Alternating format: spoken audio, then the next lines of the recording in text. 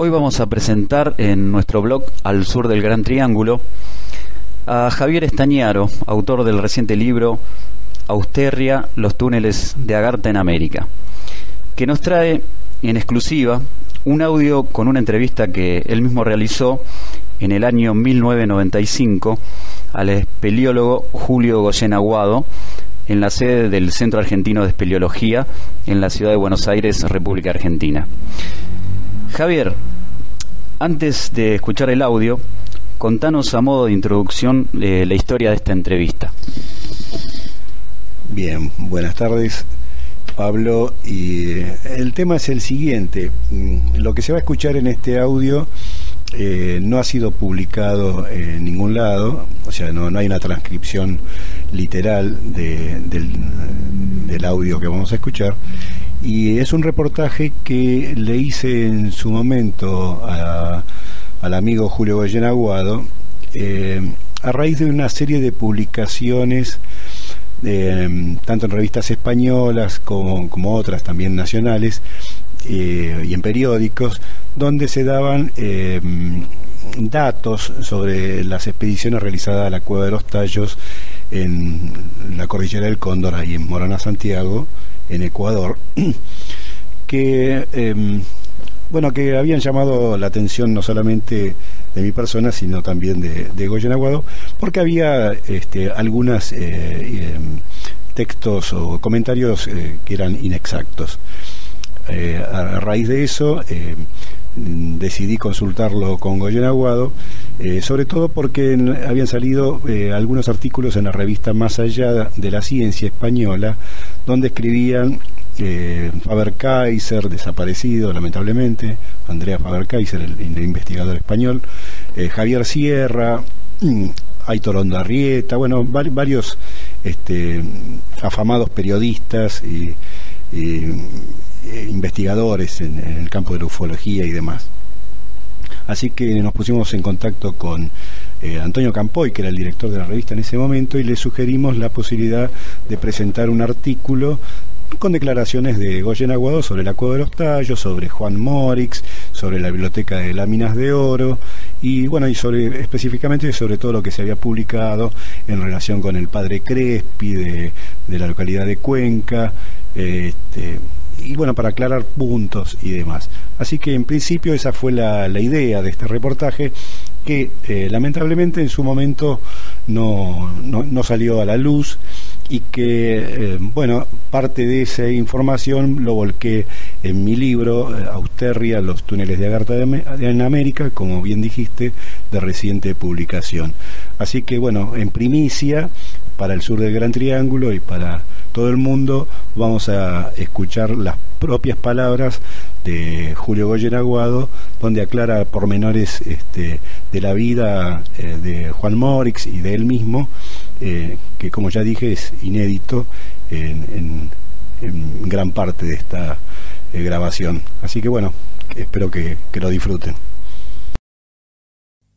15 de julio de 1995, estamos en el Centro Argentino de Espeleología con el presidente del mismo, el señor Julio Goyen Aguado, espeleólogo, explorador, quien participó junto al señor Juan Morix, húngaro naturalizado argentino, en diversas expediciones a la Amazonía o Amazonia ecuatoriano, peruano, brasilero, digamos. El reportaje en cuestión gira en torno a las verdades y mentiras sobre la Cueva de los Tallos, es decir, sobre lo que se ha publicado hasta el presente en diversos artículos periodísticos, de revistas, diarios, libros, como en el famoso caso de El oro de los dioses, de von Däniken. Entonces vamos a ir puntualizando algunas de las cuestiones que se plantean en torno al tema del mundo subterráneo y la realidad de estas galerías o túneles que recorrerían el continente americano por debajo de la cordillera. La pregunta sería, en principio, Bueno, qué es la verdad y cuál es la fantasía o cómo comenzó toda esta gran polémica en torno a la Cueva de los Tallos? Bueno, vamos a comenzar desde un principio y nos vamos a referir en primer término a la personalidad del señor Juan Morix. El apellido Morix es un apellido húngaro, magiar.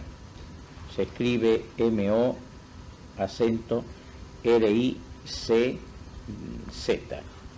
El señor Morix, después de la última guerra, del 39 al 45, se fue a vivir a París, a Francia. ¿En dónde vivía? Bueno, él fue, en la última guerra, fue tomado prisionero por los alemanes y llevado a un campo de concentración donde en uno de las revisiones hechas por oficialidad alemana, al verlo, al señor Morix, dijeron que no podía estar preso, dado que parecía representar físicamente un ario puro. De ahí que quedó en libertad y formó parte, digamos, de una élite de los alemanes en su época. Posteriormente, al término de la guerra, se lo ubica en París, donde se casa,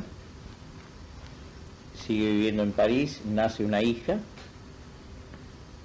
Posteriormente, Morix se separa de su señora y regresa, mejor dicho, no regresa, viaja desde Francia a la Argentina. La familia Morix se componía de su madre y de su padre y un hermano en principio. Todos ellos han fallecido, inclusive el señor Morix hace pocos años atrás. Morix fue siempre un puntual aventurero. La palabra aventurero en el buen sentido de lo que pueda significar, o sea, un hombre con inquietudes, de averiguar hechos referidos a la prehistoria y al origen de pueblos antiguos, sobre todo aquellos que habitaron el continente americano.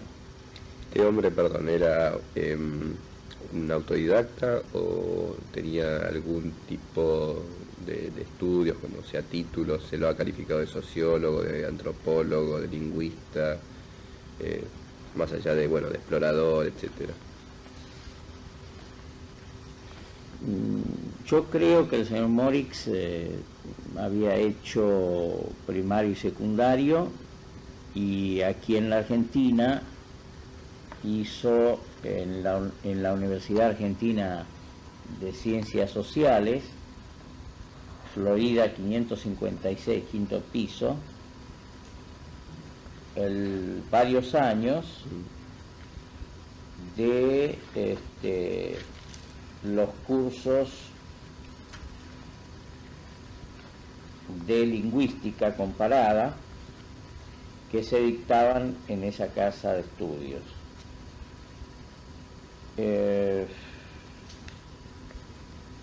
Hizo, por lo menos yo tengo las referencias por los documentos, que finalizó y aprobó varios años los cursos de lingüística, que eran los cursos especiales que se daban.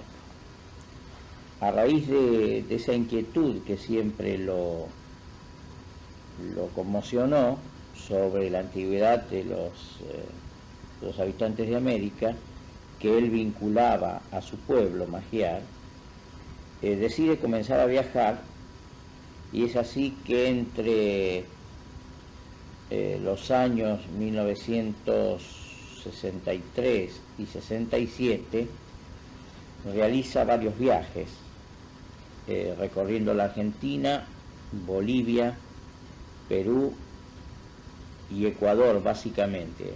también Brasil, desconozco si llegó a Colombia. Sin embargo, había llegado anteriormente a la Argentina, ¿no? La Argentina sí, llegó aproximadamente el año 50, 52, no recuerdo en estos momentos exactamente, pero se puede ubicar la fecha exacta.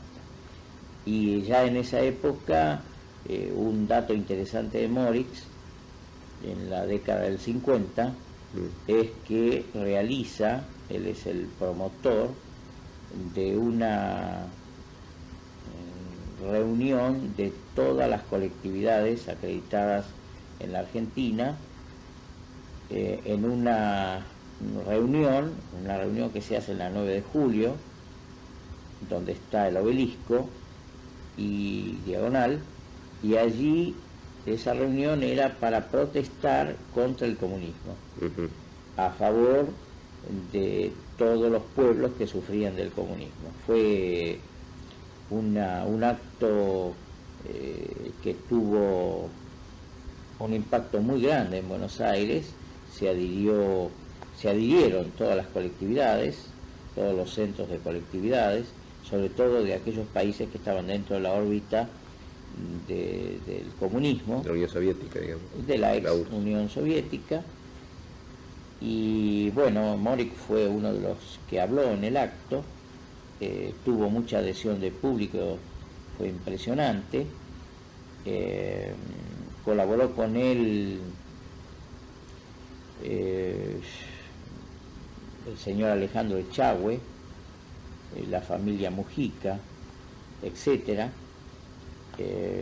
También tuvo mucho apoyo de la Iglesia Católica. Morix era católico, y bueno, fue un acontecimiento que, repito, conmovió a Buenos Aires. Y evidentemente, por la documentación que poseo, Morix, y además me consta, era un ferviente anticomunista, y ese acto que él programó y lo llevó adelante como presidente de esa comisión contra el comunismo, fue un acontecimiento en Buenos Aires, pero de gran repercusión. Con ver los diarios de la época uno se da cuenta de lo que llegó a significar. Digamos que bueno, que esto formaba parte de alguna manera con la campaña que se estaba realizando en Estados Unidos también, ¿no?, en contra del comunismo. Podría ser. En principio Morix no era comunista, era anticomunista, y es muy factible que puede haber tomado contacto con la embajada norteamericana para que también colaborara en ese aspecto. Claro. Ahora bien, de estos detalles se desprende que coincide las vivencias y los pormenores de la vida de Morix con una novela escrita por el autor ya bastante conocido, que es el señor Constantin Virgil Georgiou. Estoy refiriendo a La Hora 25, donde el personaje central justamente se llama Juan Morix. Hay una diferencia en la escritura, creo que del apellido, con TZ termina en lugar de CZ, pero digamos que el personaje en cuestión es el mismo. Después fue llevada al cine, creo que interpretada por Anthony Quinn, y donde justamente este hombre es atrapado por los nazis, llevado a un campo de concentración, y luego, aunque el cine ha parodiado un poco esta versión de la novela, o la misma novela se lo hace pasar por un hombre bruto, un campesino, no sé si rumano en lugar de húngaro, y después, bueno, que forma parte de estas élites, etcétera. Esta novela está basada, obviamente, de alguna manera en la vida de Juan Morix. Sí, es la vida de él, solo que convertido en una novela, o sea, es un hecho novelado. El padre parece que vivió en la cárcel, en las cárceles alemanas, junto con Morix. ¿El padre de él? El padre... el autor de la novela. El autor de la novela es Virgil Georgiou. Giorgio, sí. El padre Giorgio, que vive, al cual se le podría preguntar si esto es cierto, parece que vivió en la cárcel con Morix, y en ese lugar tan difícil para los hombres, evidentemente han conversado. Y el padre Giorgio encontró en todo el acontecer de Morix una vida sumamente interesante. Posteriormente, ya libres, siempre se vieron, eran bastante amigos. Evidentemente se le ocurrió al padre llevar al libro la vida de Morix, por supuesto cambiando muchas cosas, pero básicamente es la vida de Morix, la hora 25. Y Morix, una vez publicado el libro, lo aceptó, digamos, como parte no de lo su... rechazó, no lo rechazó. Él sabía perfectamente que el padre había cambiado muchas cosas, quizás para no comprometer, eran momentos muy difíciles. Para no comprometer su persona, digamos. Ni la de él, ni la de Morix, ni la de otra gente, quizás. Claro. Pero básicamente es la vida de él. De ahí se desprende que Morix formó parte de una élite y que de alguna manera se puede deducir que su misión o su trabajo, sus investigaciones estuvieran de alguna manera patrocinadas, dirigidas o de alguna manera relacionadas con lo que el gobierno de Alemania por aquel entonces, durante la Segunda Guerra Mundial, había, digamos, los temas que les interesaban, las expediciones, habían mandado gente al Tíbet en busca de un mundo subterráneo, el famoso reino de Agartha, Shambhala. ¿Podría haber alguna relación con los viajes de Morix a Sudamérica en ese aspecto? Lo que se puede contestar es que Morix era un espíritu inquieto.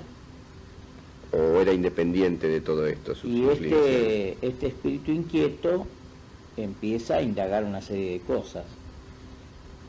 Más bien creo que al ser una persona joven, inquieta y que comienza a leer una serie de cuestiones referidas al origen de los pueblos y demás, recordemos que él tenía, digamos, en su mente casi como una obsesión el tema predominante de los magiares, de los cuales descendía. Y entonces quizás a veces le nublaba un poco la visión en el resaltar solamente lo magiar. Claro. Es muy factible que, siendo como era un espíritu tan interesante, los alemanes le hayan encargado alguna misión. Eso podría ser factible. Que formara él, fuera parte de la élite. Famoso ANENERVE, Instituto para el Estudio de la Raza y del Origen del Hombre, etcétera. Que él fuera parte de eso, habría que ubicar algún documento, no sé, leer algún documento. No me consta. Me parece que Morix... Él nunca lo afirmó. Bueno, yo creo que eso jamás lo hubiera afirmado ni él ni nadie, y más hace muchos años atrás, cuando todavía vivía mucha gente que había estado en la guerra. Por lo tanto, y menos con todo el drama que significa, digamos, la última guerra para muchos pueblos. Por lo tanto, Morix jamás lo hubiera afirmado, así hubiera sido parte de eso. No era una persona fácil de lengua, era bastante reservado. Sin embargo, recuerdo que en un reportaje en la revista Vistazo, creo que es de origen ecuatoriana, se dejaba entrever algún comentario al respecto. Puede ser factible, recuerden que... Él no lo negaba, digamos, no sé si lo afirmaba, pero no lo negaba tampoco, ¿no? Quizás él lo dejó como un punto de misterio en su personalidad. Le puede haber favorecido todo ese hecho misterioso alrededor de él. O los alemanes, el círculo interno, lo pueden haber enviado a algún tipo de misión. Era un hombre absolutamente arriesgado, joven, gozando de buena salud, con un amor propio muy grande, tremendamente grande, y quizás haya salido en alguna misión especial que no creo que pudiera haber sido de carácter político o de carácter racial. No era un fanático racial, o sea, digamos, un hombre, bueno, ya lo he dicho, fanático en ese aspecto. Yo creo que puede sí haberle interesado la filosofía interna de que tenía este círculo alemán, y para averiguar más, o porque por ahí le hubiera impactado, para un espíritu joven, una persona joven con poca experiencia en la vida, de lectura, de conocimientos en general, y puede haber sido una de las personas que viajó a algún tipo de misión. ¿Él participó, al margen de sus viajes a Sudamérica, en algún otro tipo de viajes en busca de este tipo de información, alguna otra región del planeta? O sea, en Europa o en Asia. No tengo, por el momento no poseo documentos que prueben eso, pero no lo niego tampoco. Bien. ¿Cómo llega Morix de alguna manera a Sudamérica tras la búsqueda de este tipo de información? O sea, lo que tiene que ver con el mundo subterráneo. ¿Es casual o hay todo un trabajo anterior, toda una investigación detallada? Porque digamos que adelantándonos cuando llega a Ecuador, el tema de los tallos, el tema de los magiares va a tener mucho que ver en todo esto.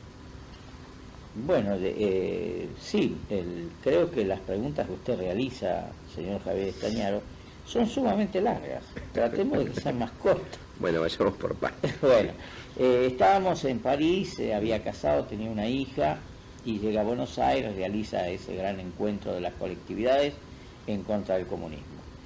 Y bueno, entre 1963 y 1967 realiza varias expediciones por tierra desde Buenos Aires hasta el Ecuador.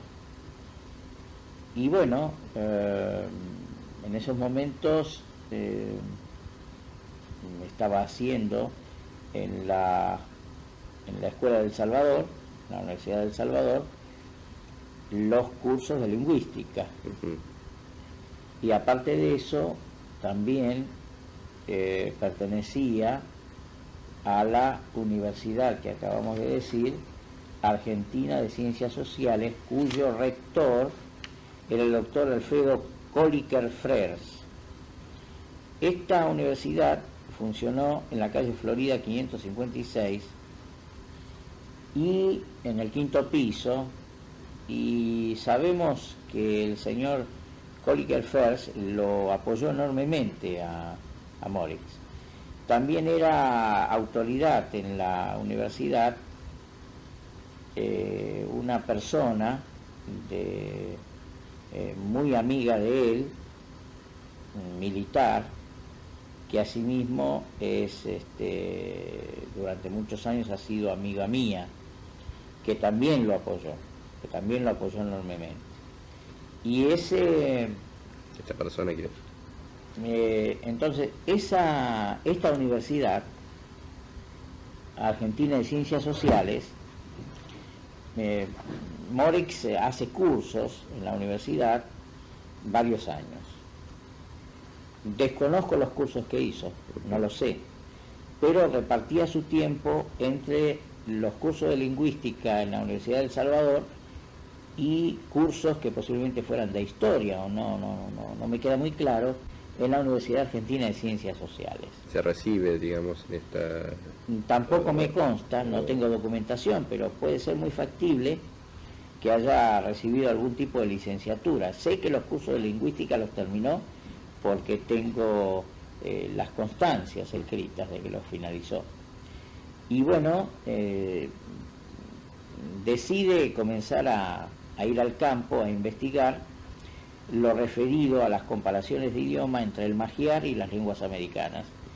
En ese devenir, insisto, hizo varios viajes, varias expediciones, entre 1963 y 1967.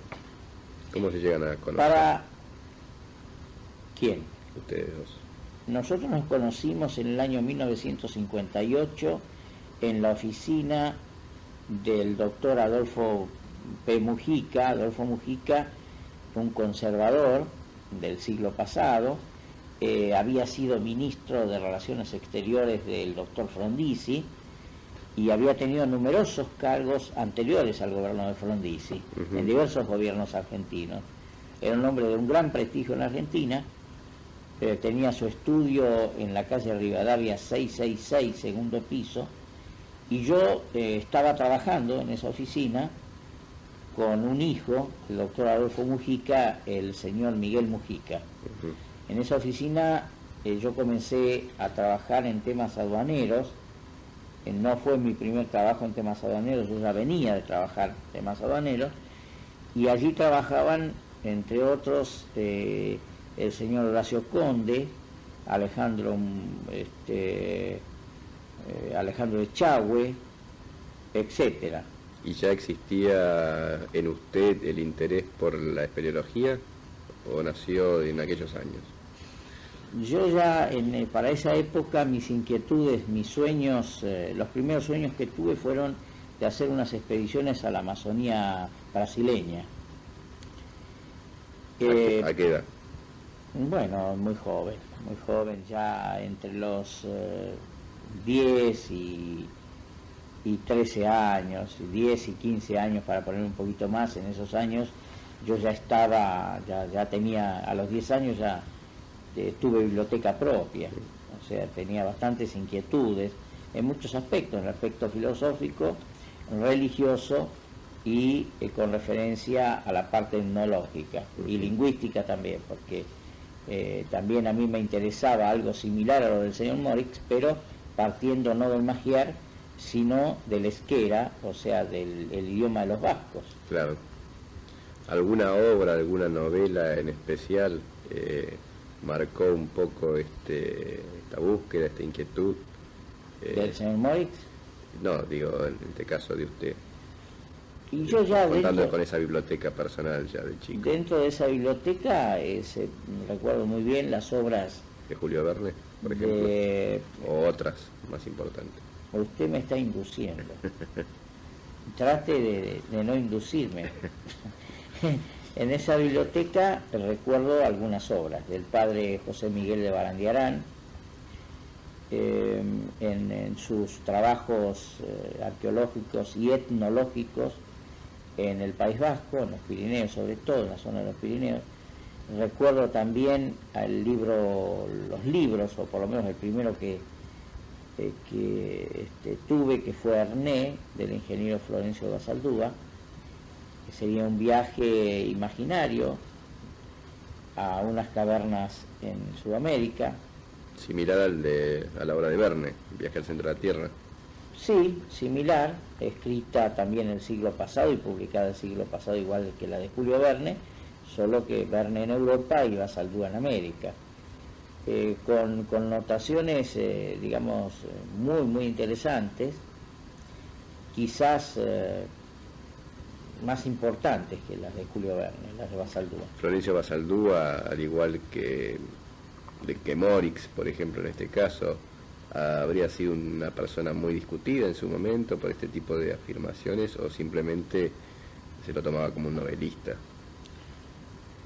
Basaldúa era un ingeniero geógrafo, fue primero agrimensor, era profesional, egresado, me consta, pues, yo tengo sus títulos originales, en fin, toda su obra.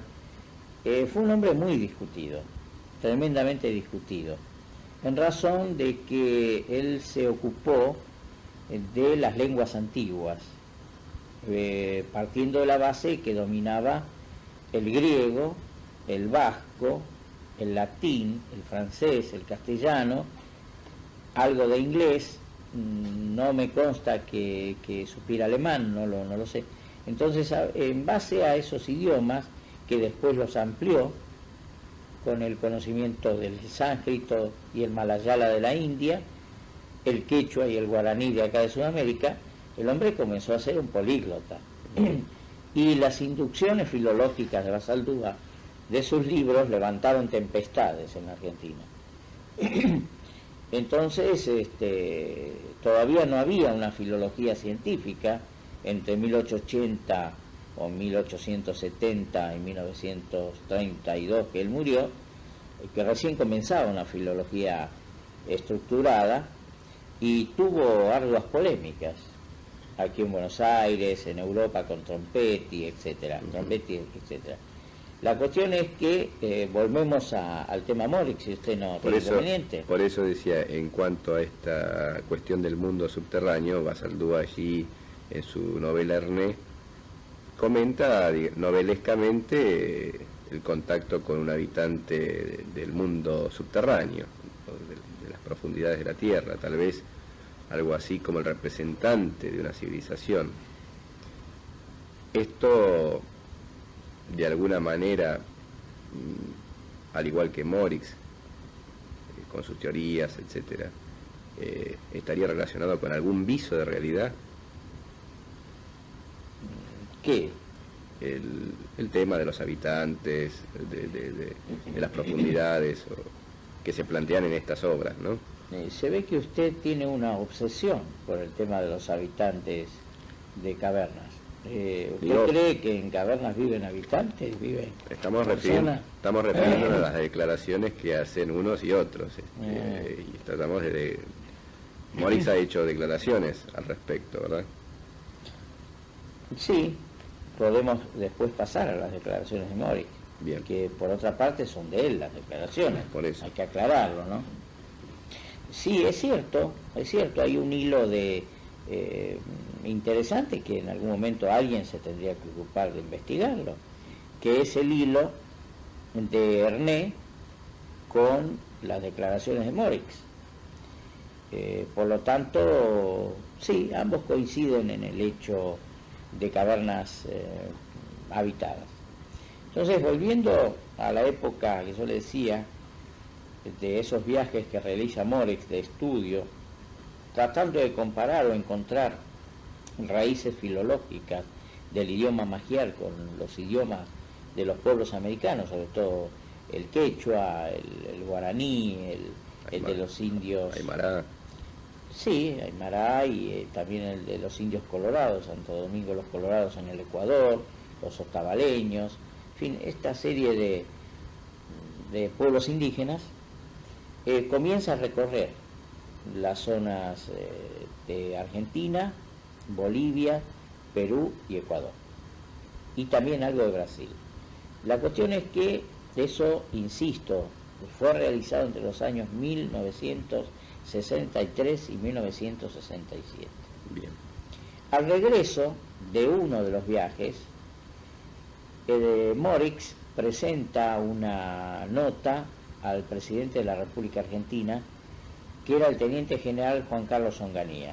Recientemente fallecido, porque estamos hablando en 1995, claro, en el mes de julio. Y esa nota, que es del año 1967, en esa nota del año 1967 dirigida al presidente de la Nación Argentina, teniente general Juan Carlos Onganía, refiere Morix que ha descubierto en la zona del Ecuador, dice textualmente: durante mi tercer viaje de investigaciones al Ecuador, en el mes de agosto de 1966, comprobé que en las estribaciones orientales de la cordillera de Cutucu, cerca del río Upano, existe un sistema de cuevas llamada por los jíbaros Cueva de los Tallos. En estas cuevas se reunió todo el conocimiento humano de las culturas que nos han precedido, pero de las cuales, a pesar de nuestro desconocimiento, somos herederos y continuadores directos. Por ello, nuestros remotos antepasados reunieron sus conocimientos, escritos en escritura ideográfica sobre láminas de oro. para que la posteridad conozca la historia humana vivida sobre la Tierra que nos precedió hace tantos milenios. La biblioteca tiene varios miles de tomos. Estos tomos son además de las distintas piezas arqueológicas que tienen un invalorable valor histórico. Sigue diciendo Morix que en realidad el contenido de las cuevas es patrimonio de toda la humanidad y para ella ha sido legada. ¿Esto lo habría descubierto en 1966 en principio o es lo que él recoge el testimonio de los aborígenes de la zona? A mí me parece que él en realidad descubre, o por lo menos descubre el tema de las cuevas en 1965. El 66 hace otro viaje y el 67 vuelve a hacer otro viaje. Lo que pasa es que al general Onganía yo creo que, le relata los viajes, pero en base a su temperamento así tan reservado, no da a conocer lo absolutamente exacto. Aclara así en esta forma. ¿Se presenta alguna carpeta con materiales, hace un informe? Primero presenta esta nota, memorándum, y gracias a la amistad que tenía con el cuñado del general Onganía, que era el capitán de navío Enrique Green Urien, ex jefe de policía de la ciudad de Buenos Aires, nombrado por el general Onganía. Como él mantenía amistad con Enrique Green, entonces por intermedio de Green logra una entrevista en Olivos con el general Onganía, a quien le entrega en forma personal este memorándum que contiene la síntesis sobre las investigaciones realizadas en la República del Ecuador por el señor Juan Morix. Bien. Y en la misma, después de relatarle una serie de cosas, le solicita el envío de la Argentina de una comisión oficial, y lo dice él aquí muy bien relatado. Dice que hizo la denuncia en el Ecuador y un coronel, Gustavo Banderas Román, me ofreció la ayuda del Estado Mayor del Ecuador para realizar una nueva expedición. Esto le relata Morix a Onganía por escrito. Y entonces yo le pedí tuviera la gentileza de aceptar una cooperación de mi gobierno, está hablando de la República Argentina, que solicitaría en Buenos Aires, pues mi deseo como argentino fue honrar a mi país con el descubrimiento y por consiguiente de prestigiar a los científicos e investigadores argentinos.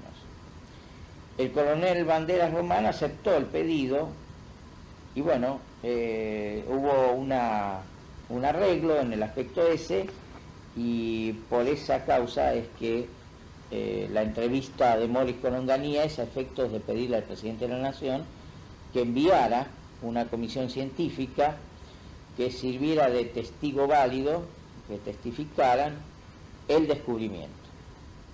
¿Esto se realizó? Bueno, el pedido de Morix es del año 67. Mientras él esperaba la respuesta, pasaron varios meses en donde el señor Morix y el que le habla, Goyen Aguado, conversan de la mejor forma de preparar esa expedición internacional. A raíz de que Onganía dilata la respuesta, invito al señor Morix a realizar una expedición con apoyo privado, una nueva expedición, la cual se concreta después de algunos meses de preparativos durante todo el mes de febrero de 1968. El año siguiente, bien. Posteriormente y al regreso de esa expedición, que tuvo éxito, el señor Morix se queda en el Ecuador, yo lo represento en Buenos Aires, y con un amigo de ambos hacemos una presentación oficial nuevamente a la Presidencia de la Nación el año 69. En el interín, entre esta presentación que fue hecha el 3 de octubre de 1969 a la Presidencia de la Nación y la expedición Morix-Ollén 1968, y a raíz de que personalmente no podía estar en la nueva expedición que Morix estaba organizando él en el Ecuador, se realiza, Morix concreta esa expedición. Esa expedición la realiza Morix el año 69, con bastante éxito y un impacto periodístico en el Ecuador e internacional tremendo. Eso llega a Buenos Aires, las noticias llegan del éxito de la expedición, de que descienden a una de las cuevas de los Tallos, aparecen el famoso arco que después los espeleólogos ingleses bautizaron von Däniken, empiezan las discusiones científicas si el arco ese geológicamente es de origen natural o tiene trabajo de la mano del hombre, algunas galerías cuyos techos, o sea, las bóvedas y los parietales, las paredes lisas que pudieran o no estar trabajadas, etcétera, etcétera.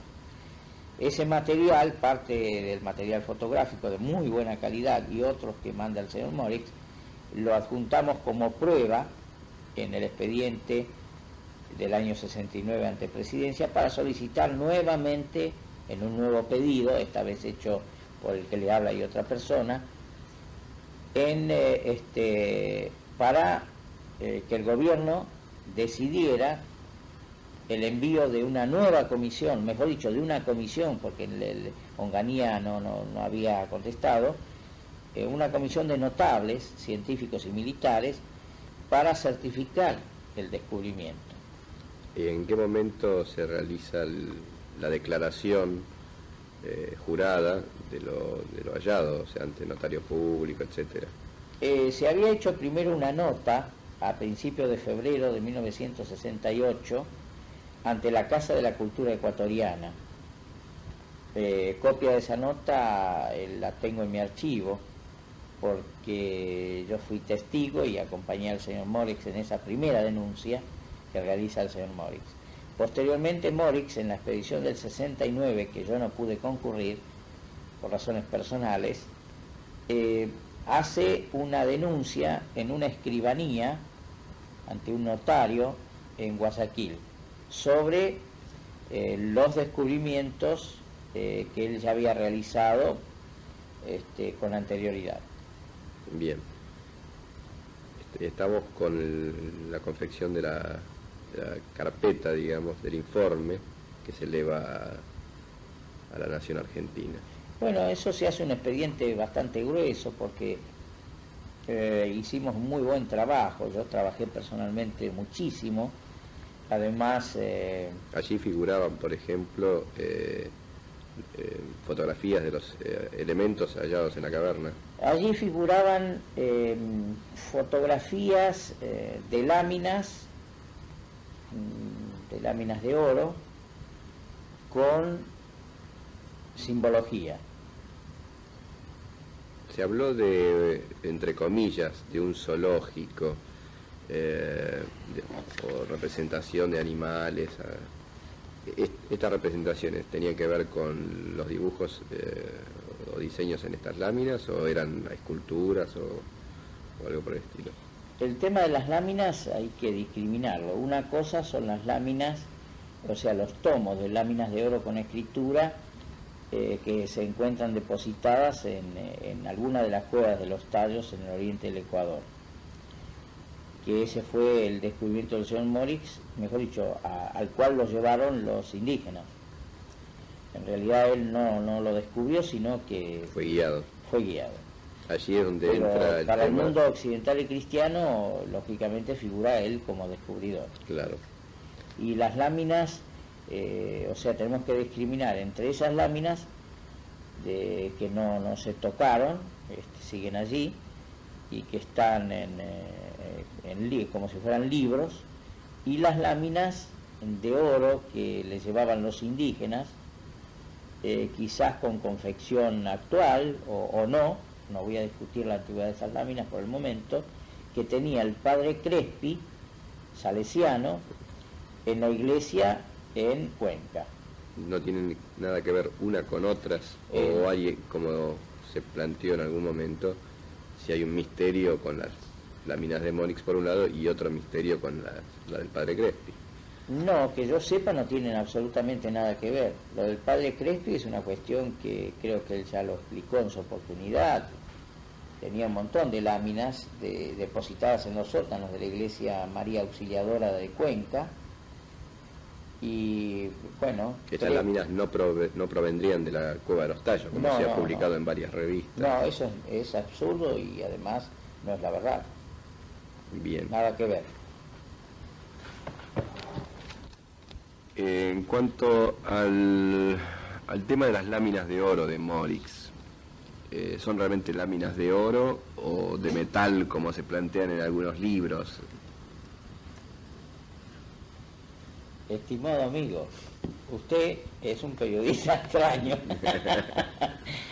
No, estábamos hablando de láminas de oro. Láminas de oro, bien. Tanto las del padre Crespi como la biblioteca que se encuentra depositada en una de las cuevas de tallos del oriente del Ecuador son láminas de oro. Recuerde usted que aquí, cuando vinieron los conquistadores a América, encontraron muchas alhajas o obras de arte, todas repujadas en oro o de oro macizo. El oro era una cosa común, no se tenía como un hecho, no se conocía lo que era el dinero, tenía valor en ese aspecto. Claro. Y la escritura que contienen estas láminas, estos famosos tomos, fue interpretada por Morix, descifrada, porque el relato es que estamos hablando de la historia, que allí estaría contenida la historia de la humanidad, por un lado, o bien del hombre americano. ¿Cómo se llega a esta conclusión? Es muy difícil de saber esto. El señor Morix hace declaraciones de que es una escritura ideográfica y que contiene la relación cronológica de la historia de la humanidad en el planeta Tierra. Por lo tanto, no sé si agrega en el planeta Tierra, pero cronológica de la humanidad sí, lo afirma y está en la escritura que él denuncia su descubrimiento para reservar derechos. Claro. Evidentemente, primero las encontró, luego las vio, las palpó, las tocó, y puede ser que haya sacado algún tipo de fotografía y haya intentado descifrarlas o haya descifrado parte de ellas. ¿Él identificó esta escritura con alguna otra conocida? Recordando que el tema del... No se conocen, por el momento no conozco dentro de la documentación que existe esa posibilidad, pero no me extrañaría que aparezca algún antecedente, porque Sir Morix era una persona, al ser tan reservada, además no creo que haya mentido en eso, porque cuando se proponía algo en base a su amor propio tan acentuado y a su capacidad de trabajo, es muy factible que si él no la hubiera podido traducir esa escritura, haya recurrido a especialistas en algún país del mundo, porque se carteaba con numerosos filólogos en por lo menos 10 o 12 países del mundo. A este respecto se ha publicado, se ha dicho que él llegó a conversar con los yuaras en su idioma natal, el húngaro o el magiar. ¿Esto es real? Esa es una distorsión que usted está afirmando, yo la niego, es una distorsión. Él afirmaba no con los yuaras, sino con los indios colorados de Santo Domingo, allí en Ecuador, cerca de Guayaquil. ¿No había relación entre ambos grupos étnicos? No, tengo entendido que no, y creo que inclusive los arqueólogos y etnólogos y lingüistas ecuatorianos deben hacer la división entre los colorados y los suaras. Físicamente inclusive no tienen nada que ver. Entonces es falso que él se comunicara con los yuaras en su idioma natal y que ellos le hayan informado, digamos, por este intermedio del origen de las cuevas. Ignoro si yo le aclaré lo de los indios colorados porque él, las declaraciones que hizo fueron de los indios colorados que hablaban el magiar, o una lengua que ellos hablaban muy similar al magiar. lo cual armó bastantes polémicas. Ahora, que él hablara en el idioma nativo de los suaras, o sea, jíbaro, mire, podría ser, porque era un hombre que hablaba varios idiomas, hablaba correctamente el magiar, el alemán, el inglés, etcétera. Por lo tanto, no me extrañaría que hubiera aprendido, porque después de tantos viajes que realizó, y si se lo hubiera propuesto, tenía la inteligencia suficiente como para aprenderlo. Los yoaras, por ejemplo, hablan algún dialecto del quichua o algo por el estilo. Sería muy difícil responder eso en estos momentos. No recuerdo muy bien qué derivación tiene esa lengua. Decíamos que para reafirmar que desconocemos, mejor dicho, no recordamos de dónde deriva, de qué rama deriva la lengua suara, pero no es difícil averiguarlo. Bien. También se dijo y se publicó la relación de los pájaros tallos o aves tallos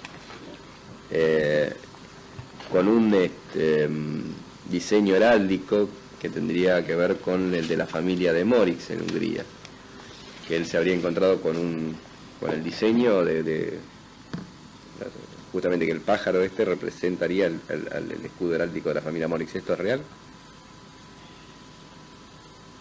Bueno, Morix tenía un escudo familiar en uno de cuyos cuarteles, está dividido el escudo en cuarteles, figura un pájaro inexistente en el continente europeo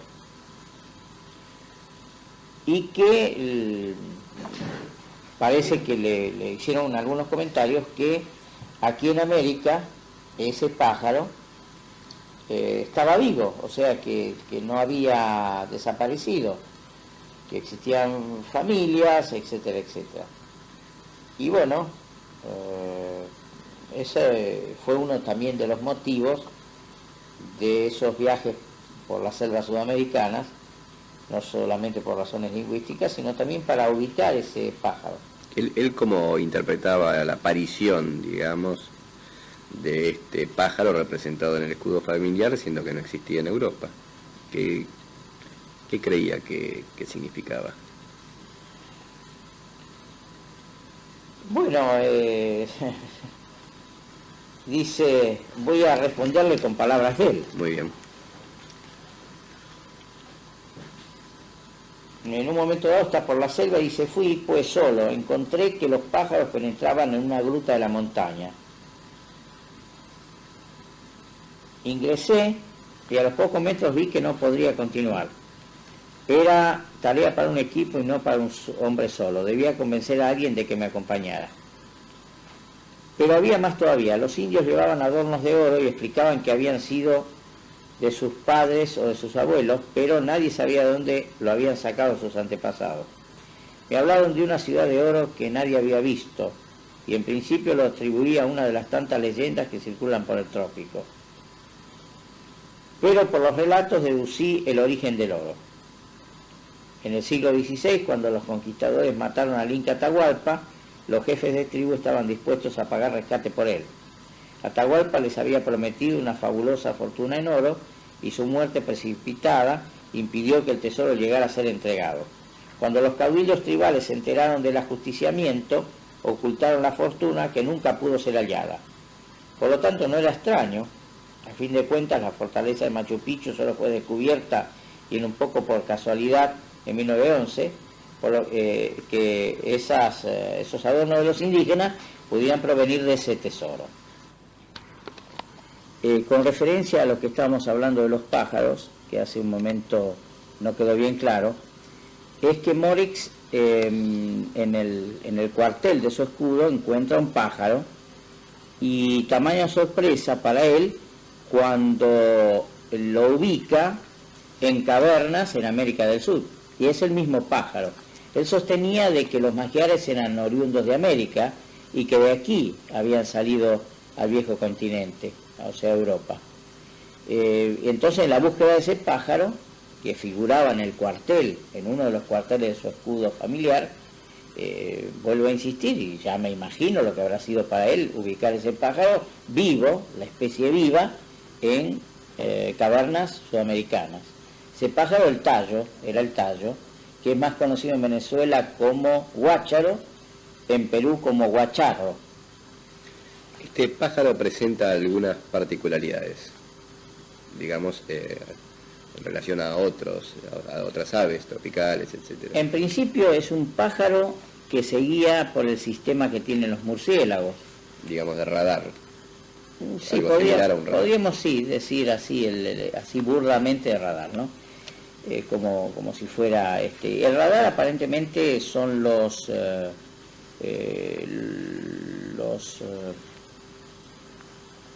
pelos, no sé cómo se llaman ahora. Una especie de bigotes que tiene. Sí, una especie de bigotes, pero había que usar la palabra científica Filamentos. que no la recuerdo.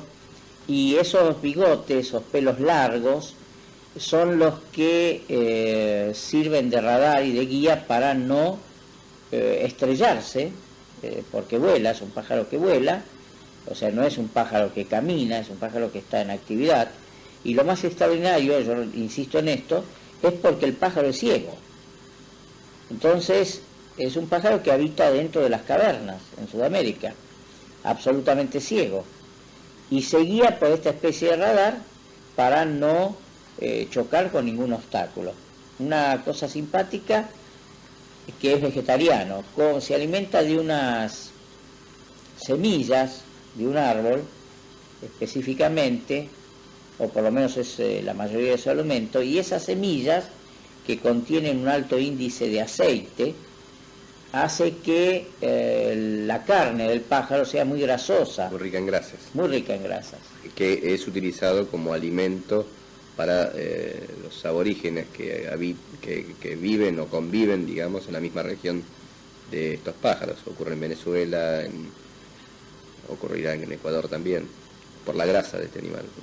Los pájaros habitan dentro de la caverna, y en diversas épocas del año, sobre todo en la época de cría, los jíbaros penetran a las cuevas o a las cavernas y van a capturar los polluelos como alimento, pero sobre todo, más que alimento de carne, para extraer la grasa que les sirve a ellos para hacer cera y hacer velas. Bien. Para iluminarse. Esta particularidad del pájaro, no con respecto a la cera o a la grasa, sino en cuanto al sistema que creo que se denomina de ecocomunicación, que le permite al pájaro justamente no chocar con los obstáculos y volar en la oscuridad. De alguna manera se presenta como un sistema de alarma para, digamos, los que están habitando en la región. Y acá volvemos a una pregunta de carácter especulativo. ¿Podría ser una especie de alarma para los que, según se dice, habitarían en las profundidades de estas cavernas? Es decir, ingresa un hombre, un extranjero, y estos pájaros salen volando asustados de alguna manera, y bueno, producen su aleteo, sus gritos. De alguna manera podrían ser algo así como una alarma, como dije anteriormente.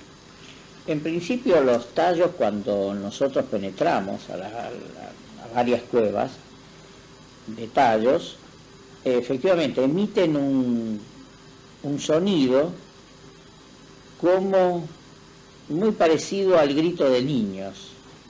Es un sonido muy fuerte. Se hace ensordecedor cuando, porque habitan miles y miles dentro de las cavernas, cuando entran a volar así en grupos grandes, es muy muy fuerte el sonido. Y estoy seguro que ese sonido debe penetrar hasta lo más recóndito de la cavidad. ¿Atacan a las personas? ¿Son agresivos estos animales? No, no son agresivos. Recuerde que le dije que son vegetarianos. Tienen las características físicas de un ave de rapiña. Tienen un pico muy poderoso y quizás parecido al del... de un ave de aquí, de la provincia de Buenos Aires, que no es ni carancho ni chimango, bueno, que tiene así, es curvo el pico, la parte superior, y supongo que si a uno lo mordiera lo puede lastimar. Pero no ha habido casos, digamos, de ataques de los pájaros al ser humano, no. Durante las expediciones realizadas. No, más bien, inclusive cuando uno los toma en sus manos, que no muerden, o sea, no tratan de atacar a la... Son mansos. Son mansos. Tienen un plumaje muy hermoso, de todas tonalidades, de un amarillo a un marrón, a un grisáceo. Son muy bonitos los pájaros y bastante grandes. Bien. Llegamos a la cueva de los Tallos. En cuanto al tamaño, que dije muy grande, quiero aclarar un poco. Vienen a ser como un búho, del tamaño de un búho, pero no ni pequeño ni mediano, sino más bien un búho de mediano para grande. Está bien, perfecto.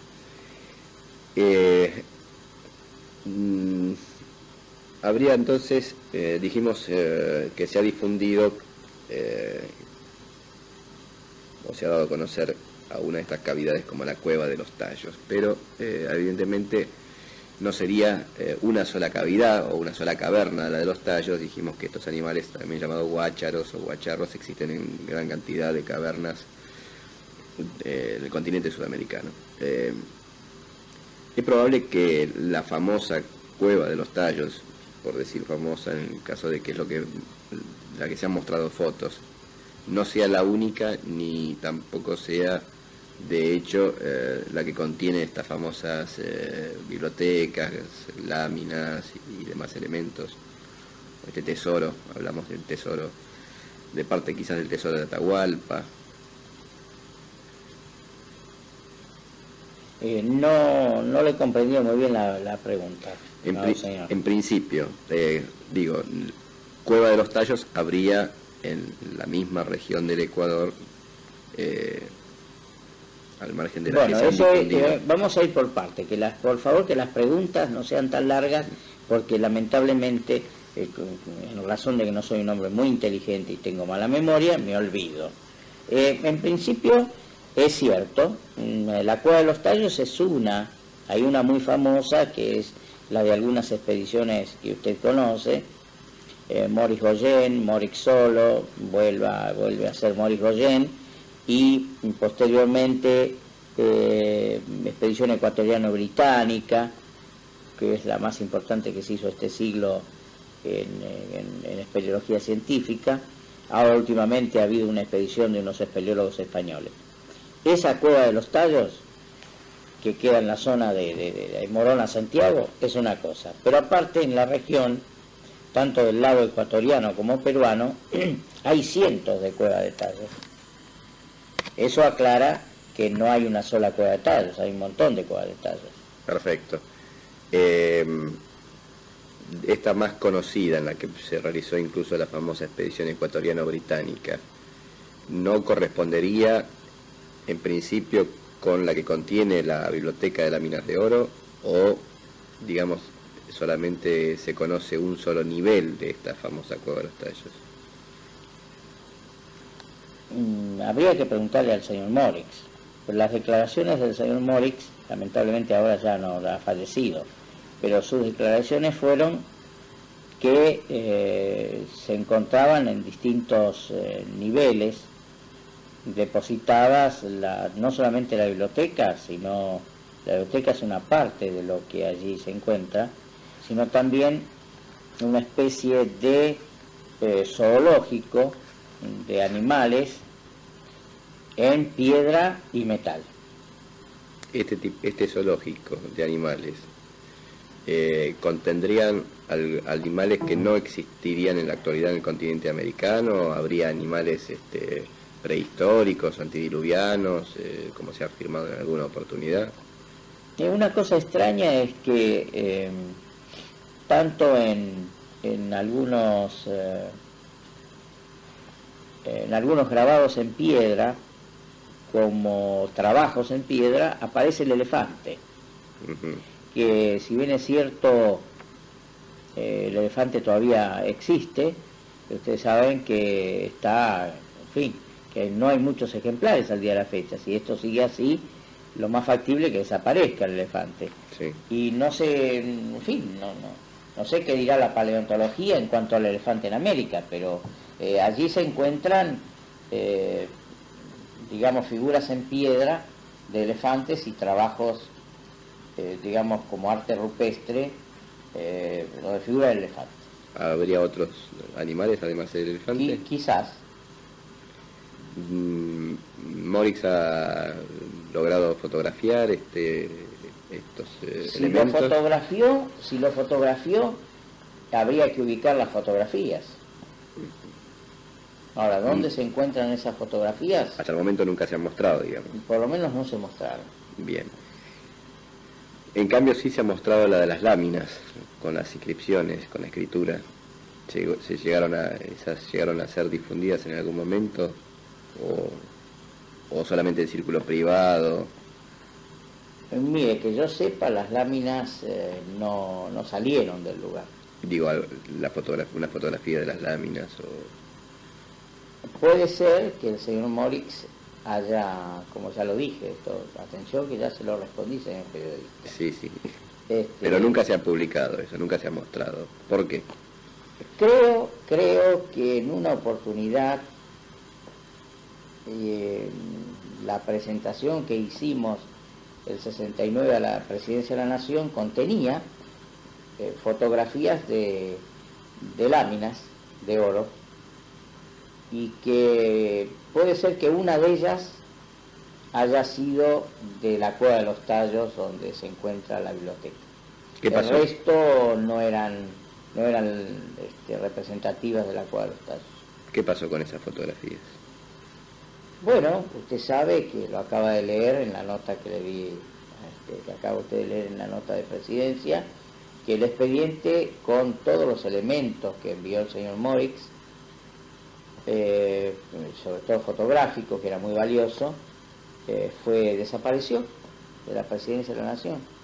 O sea que era un expediente muy voluminoso, y bueno, se extravió, diríamos, en Presidencia de la Nación. ¿Y esto ocurrió en qué año? El extravío, y mire, fue presentado el expediente en 1969. Bueno, aquí apareció la nota bendita. El 18 de febrero de 1975, la Presidencia de la Nación, la Secretaría Técnica, la Directora General de Asuntos Legales, doctora Beatriz Benilde Galán, me manda una nota como presidente del Centro Argentino de Espeleología diciéndome, al final, es una nota no muy corta, dice: atento que dicho organismo fuera disuelto, habla de la Secretaría Técnica, se procedió a realizar una exhaustiva búsqueda de los antecedentes solicitados en otras dependencias, pese a lo cual debo poner en su conocimiento que lamentablemente la misma ha resultado infructuosa. Y habla del expediente que tenía las fotografías, diarios y documentación, todas agregadas al dicho expediente, ¿no es cierto? Por lo tanto, bueno, ratifica este documento, es oficial de la Presidencia de la Nación, que el expediente desapareció. Bien, digamos que desgraciadamente, junto con la pérdida de este expediente, se podrían haber perdido en principio algunas de las pruebas fundamentales de las declaraciones de Morix, al margen de que obviamente quizás él tuviera copias en su biblioteca privada o en su hogar, etcétera. Quizás se perdió alguna prueba importante. Bien. ¿Y a qué atribuye usted, Goyen Aguado, que se pudiera, qué interés podría haber de que esto haya ocurrido? ¿Ocultar cierta información, negligencia? Es muy difícil de responder esto, muy, muy difícil. Ignoro por qué se extravió un expediente en la Presidencia de la Nación. Resulta, no sé cómo decirlo, pareciera medio llamativo que un expediente tan voluminoso se perdiera en el órgano directivo de un país. como es la Secretaría Técnica, y más habiendo tenido, porque ese expediente tenía numerosos dictámenes. Era considerado, perdón, esa información en su momento, digamos, de carácter clasificado. Era un expediente reservado. Un expediente reservado seguramente tendría ese tipo de clasificación o similar. Y la información allí contenida, ¿piensa usted que podría provocar alguna controversia, alguna polémica en los estamentos gubernamentales o religiosos, no solamente de nuestro país, sino del mundo? No sé, digamos, ¿a qué se refiere? No lo aclara usted bien en la pregunta. Con respecto al tema de las láminas, el contenido, la información allí. Simplemente era un expediente que tenía un pedido para el envío de una comisión oficial argentina para que con las autoridades del Ecuador certificaran los dichos del señor Morix referido al descubrimiento. Claro, pero me refiero específicamente a la información que se hallaría en estas láminas o en esta biblioteca. ¿Podrían provocar, no sé si algún cisma, pero... ¿Usted se refiere al expediente? No, me refiero a la información contenida en esta... ¿En el expediente? No, el expediente contenía fotografía de las láminas, lo que estaría... lo que contendrían estas láminas, esa información. Bueno, ¿podemos suspender el día de hoy y continuar el lunes? ¿Cómo no?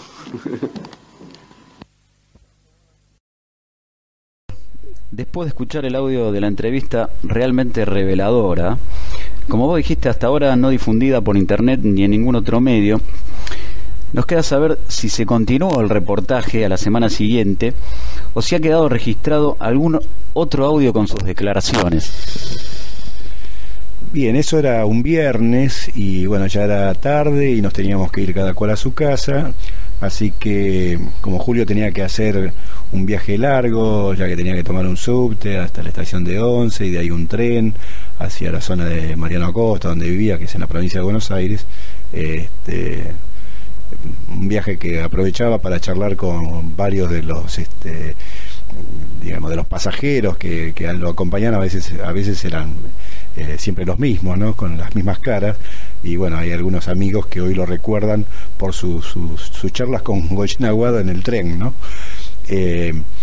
Así que bueno, eso quedó para el lunes siguiente. Bueno, el lunes por X causa no continuamos con el reportaje grabado, sí mantuvimos charlas sobre el mismo tema, me facilitó bastante documentación, informes y demás, y en alguna otra salida al campo, investigando, o en excursiones y expediciones espeleológicas a la montaña, ya sea al volcán Yurieliaco o a la zona de Malargüe en Mendoza, a la Caverna de las Brujas, etcétera.